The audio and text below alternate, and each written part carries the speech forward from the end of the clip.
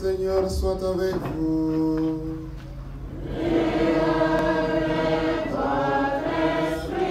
Évangile de Jésus-Christ selon saint Matthieu.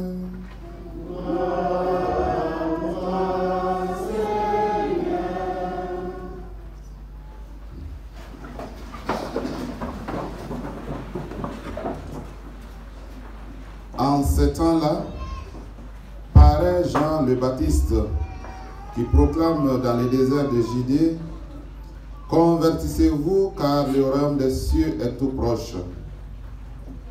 Jean est celui que désignait la parole transmise par le prophète Isaïe. À travers le désert, une voix crie: préparez le chemin du Seigneur, aplanissez sa route. Jean portait un vêtement de poil de chameau et une ceinture de cuir autour des reins. Il se nourrissait de sauterelles et de miel sauvage. Alors Jérusalem, toute la Judée et toute la région de Jourdain venaient à lui. Et ils se faisaient baptiser par lui dans le Jourdain en reconnaissant leurs péchés. Voyant des pharisiens et des sadducéens venir en grand nombre à ce baptême, il leur dit: agence de vipères, qui vous a appris à fuir la colère qui vient? Produisez donc un fruit qui exprime votre conversion. Et n'allez pas dire en vous-même: nous avons Abraham pour père.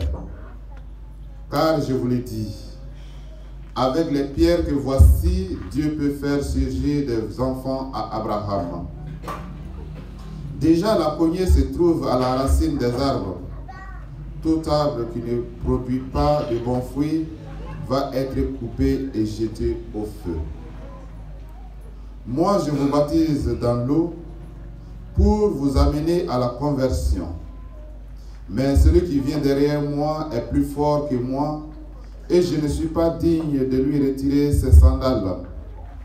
Lui vous baptisera dans l'Esprit Saint et dans le feu. Il tient la pelle à vanner dans sa main.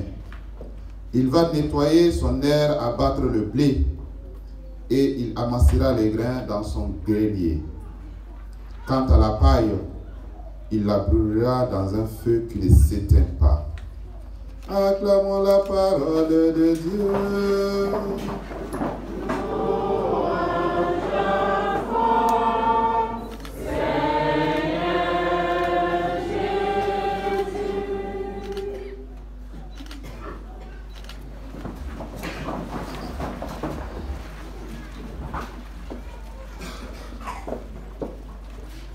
Chers frères et sœurs en Christ, grâce et paix de la part de notre Seigneur Jésus-Christ.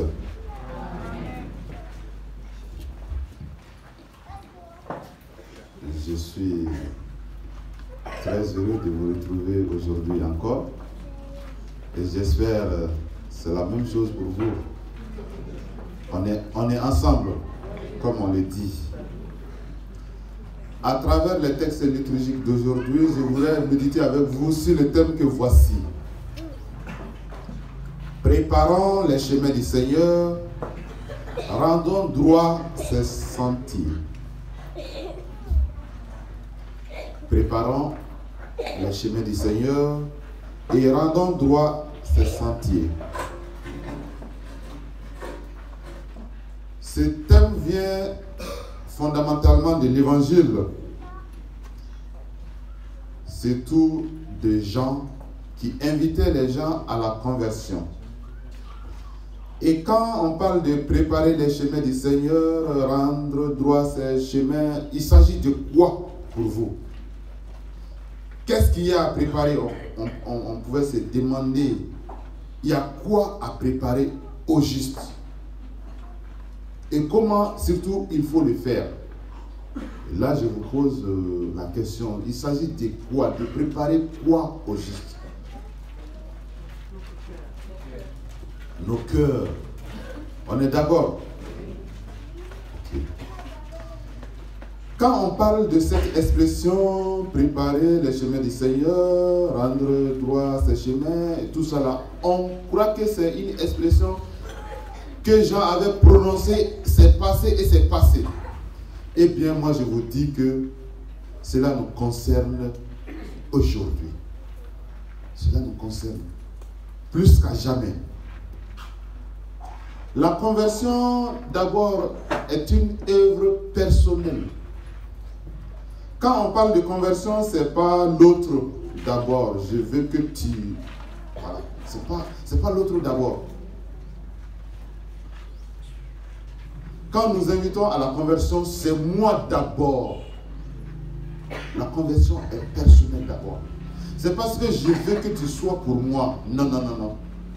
La conversion, en quelques mots, c'est se conformer à la volonté de Dieu.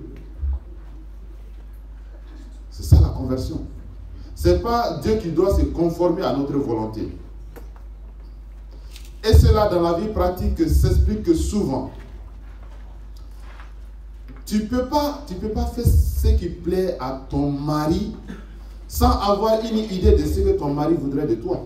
Ce n'est pas possible. Tu ne peux pas te conformer à la volonté de ton mari sans avoir une idée de ce que ton mari veut de toi. Tu ne peux pas te conformer à la volonté de ta femme sans avoir une idée de ce que ta femme veut de toi. Autrement, tu ne peux pas du tout te conformer à sa volonté. Et qu'est-ce que Dieu voudrait de nous? C'est la question qu'il faut se poser. Qu'est-ce que Dieu veut de moi? Qu'est-ce que Dieu aimerait que je fasse? Si je sais ça, alors dans une perspective de conversion, ma conversion sera totale. C'est-à-dire cette conversion va porter de bons fruits, quoi. De bons fruits, pas pour les autres d'abord, d'abord pour moi.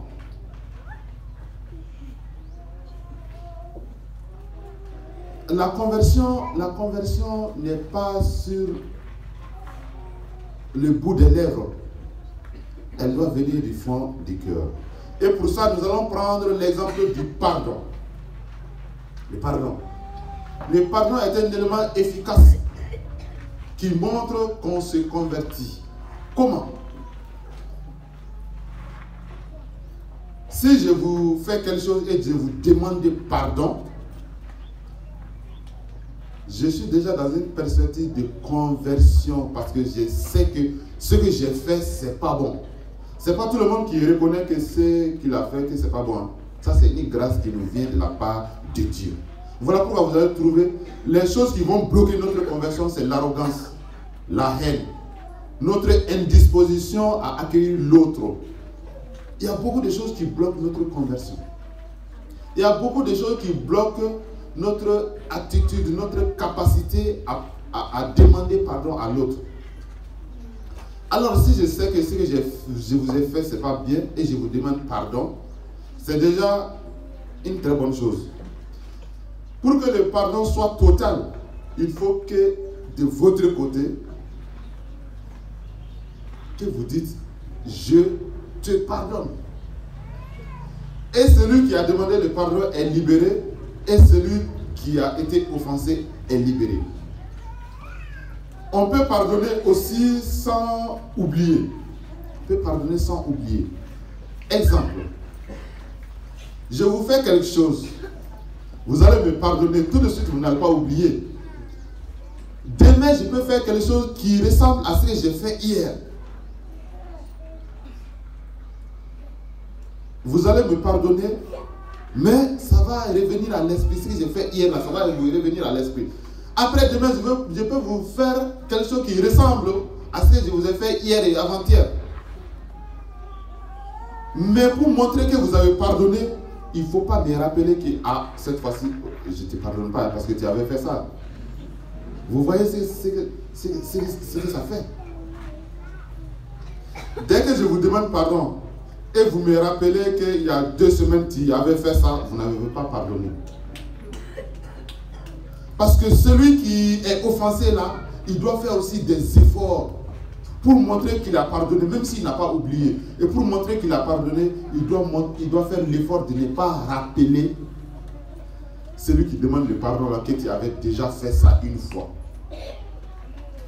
Et pour ça, la prière du Notre Père, moi, ça me fait peur. Heureusement, j'ai trouvé cette prière dans le lectionnaire. Notre Père qui es aux cieux, que ton nom soit sanctifié, que ton règne vienne, que ta volonté soit faite sur la terre comme au ciel. Tout ça, c'est très beau. Donne-nous aujourd'hui notre pain de ce jour. Tout ça, c'est très bon. Pardonne-nous nos offenses comme nous pardonnons. La question qu'on pourrait se poser, Dieu doit nous pardonner comme Dieu doit me pardonner, moi, l'abbé Khalifa Albert, comme moi je vous pardonne. Si Dieu doit se baser sur ça, ma manière de pardonner, est-ce qu'il y a des choses qu'il va pouvoir me pardonner, Dieu? Je ne suis pas sûr. Et c'est la question que chacun de vous doit se poser.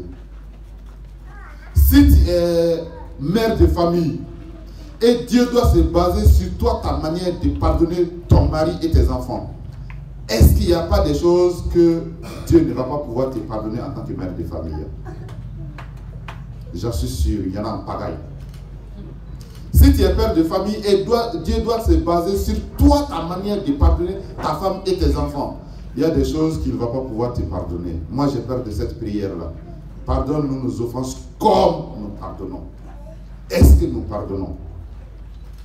Si tu es membre de famille, nous les jeunes là, souvent on est trop arrogants envers nos parents. Si Dieu doit se baser sur notre manière de pardonner, est-ce qu'il n'y a pas des choses que Dieu ne va pas pardonner, nous pardonner?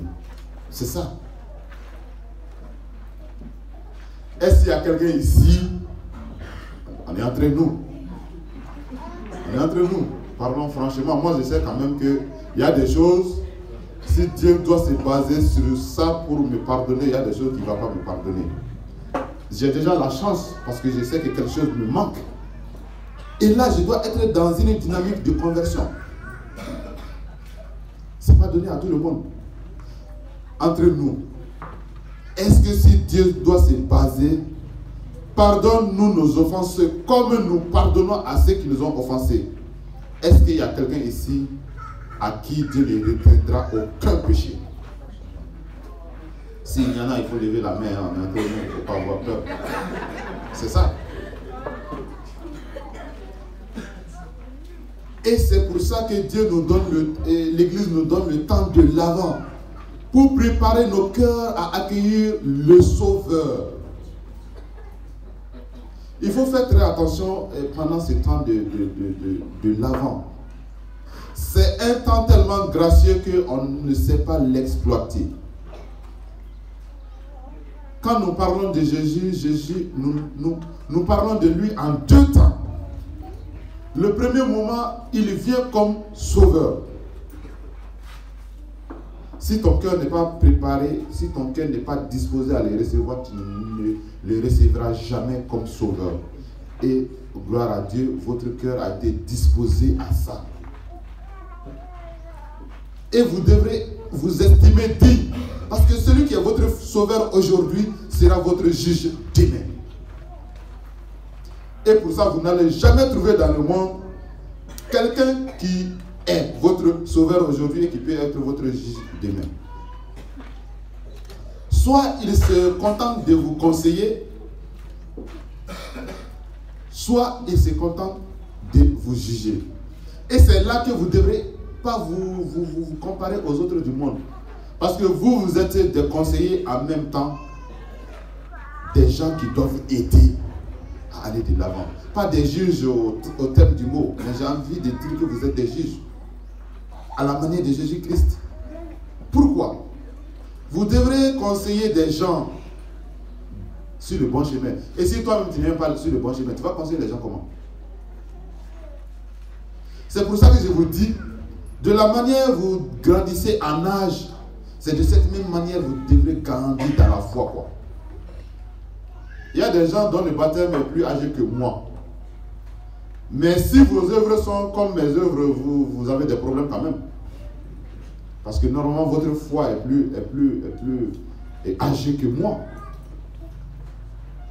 Et moi, mes œuvres ne doivent pas être les mêmes œuvres qu'un catéchumène qui veut se baptiser à Pâques.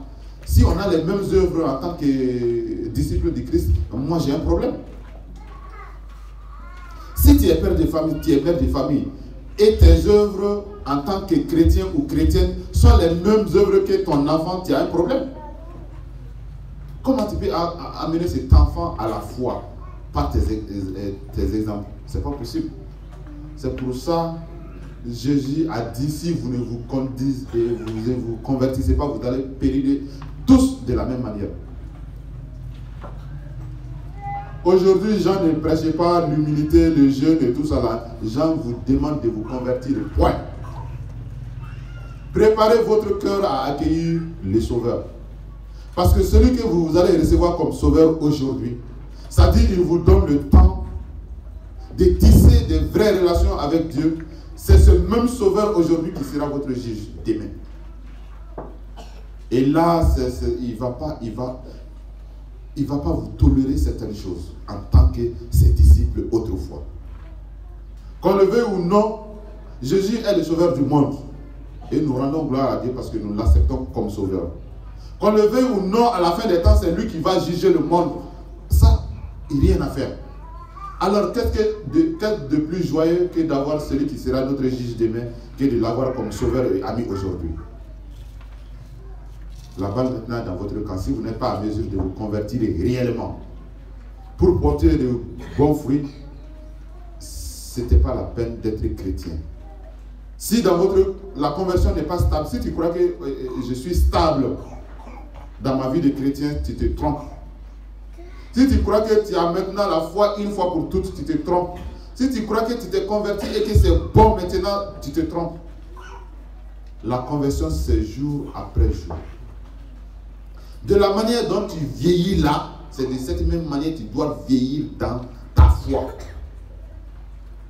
Donc il ne faut pas se tromper en disant que la conversion est une fois pour toutes. Et quand nous sommes dans une dynamique de conversion, ça doit se voir dans notre vie. Vous qui êtes chrétiens là, vous ne devrez pas vous mesurer au reste du monde là. Grâce à votre conversion, la conversion vous amène à vous repentir.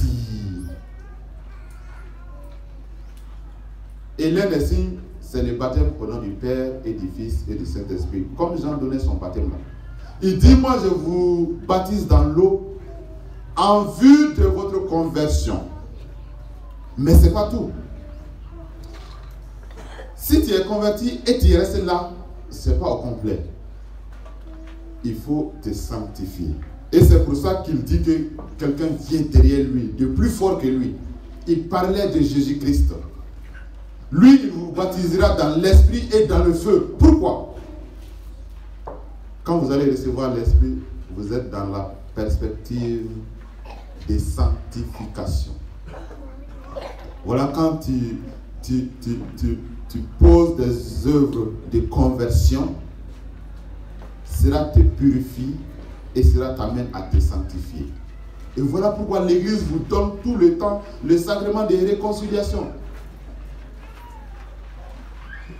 Là encore, il y a un problème.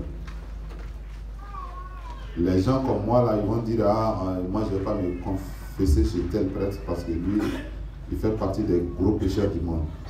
Toi, ton problème est où? Ton problème est où? C'est toi ta conversion ou bien c'est le péché de ce prêtre que tu vois là?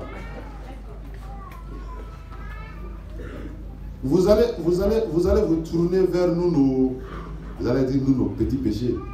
Vous allez vous tourner vers nous nos péchés et vous allez vous bloquer. Vous voyez, là, quand tu regardes la manière dont l'autre est, pour pouvoir te convertir, tu risques de ne jamais te convertir.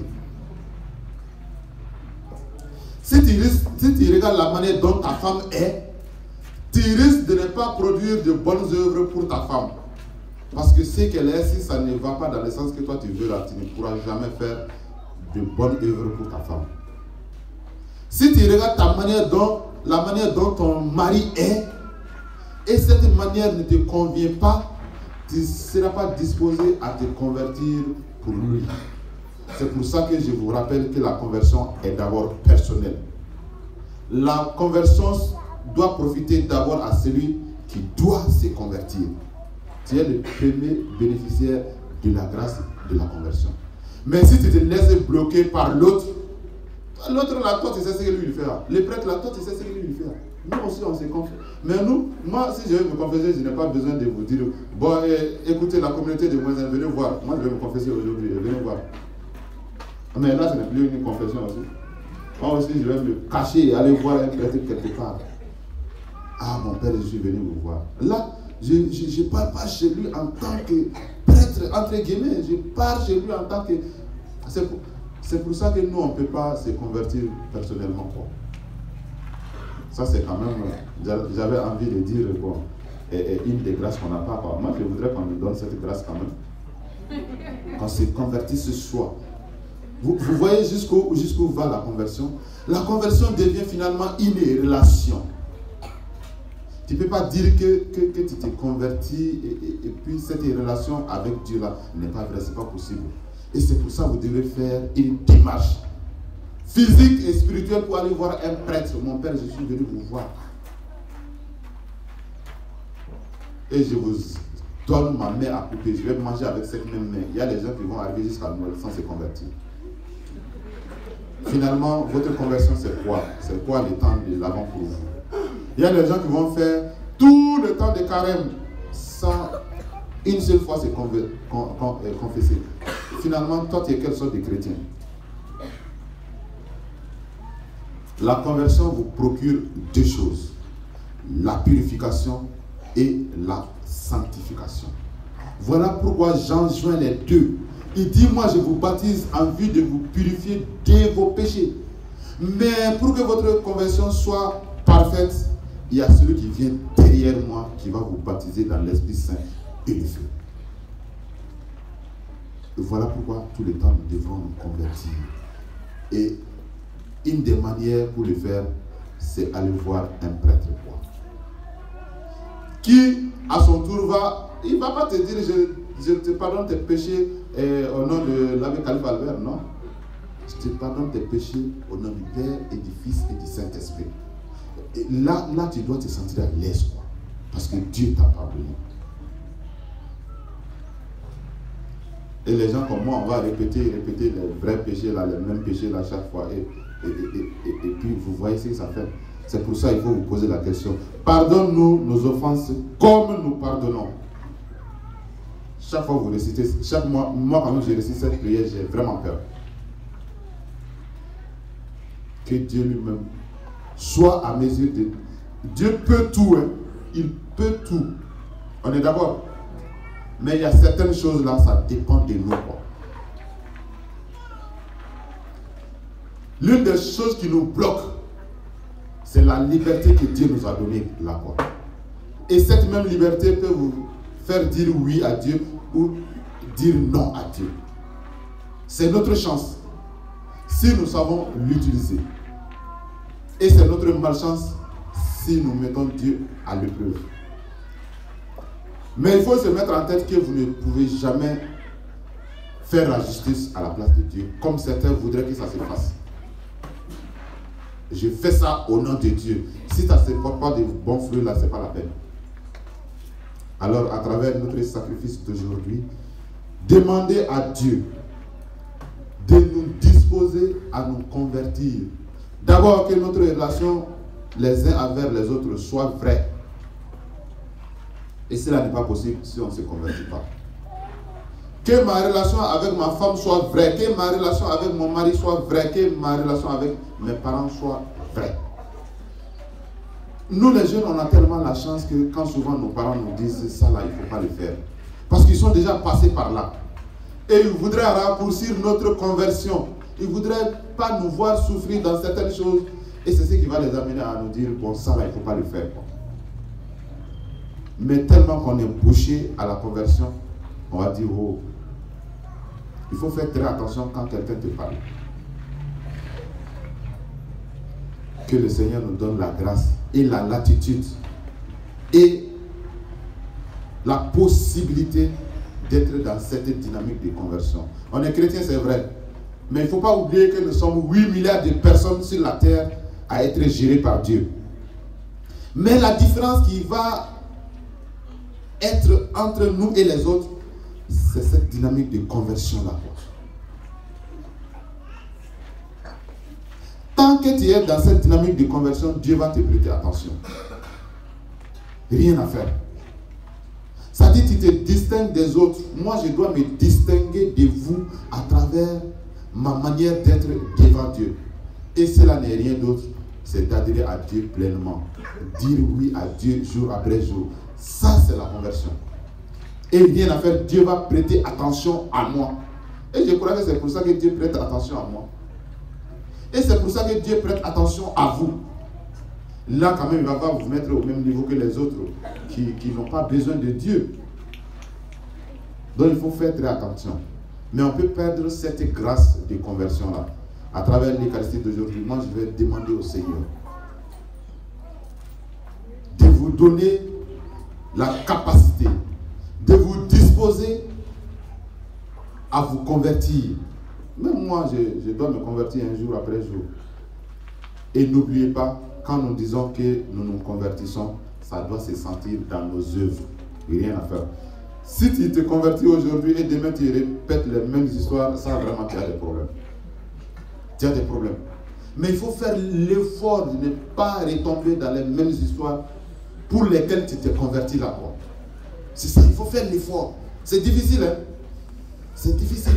Mais il faut faire. Tant que tu es dans la perspective de faire des efforts là, Dieu te donne encore les grâces pour affronter certains problèmes.